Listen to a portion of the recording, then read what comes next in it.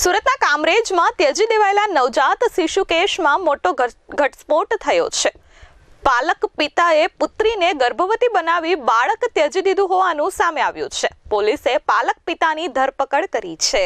સુરતના કામરેજમાં ત્યજી દેવાયેલા નવજાત શિશુ કેસમાં મોટો ઘટસ્ફોટ થયો છે। ગત 3 નવેમ્બરે સોમવારે કામરેજ રોડ પરની ડેરા ખાડી નજીકથી ત્યજી દેવાયેલું નવજાત શિશુ મળી આવ્યું હતું। આ ઘટનામાં પોલીસે તપાસ હાથ ધરી હતી અને બાયોમેડિકલ વેસ્ટ બેગના આધારે આરોપીને ઝડપી પાડ્યો છે।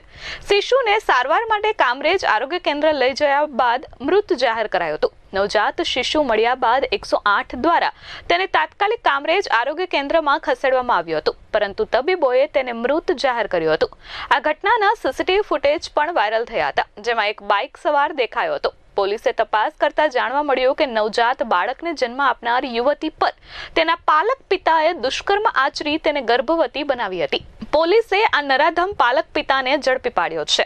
દીકરીની ફરિયાદ લઈ બળાત્કાર અને પોક્સો મુજબ ગુનો નોંધી આરોપીની ધરપકડ કરી છે। ગઈ 3 તારીખે કામરેજથી નનસાડ જવાનો જે રસ્તો છે ત્યાં એક બાળકનો મૃતદેહ મળી આવેલું।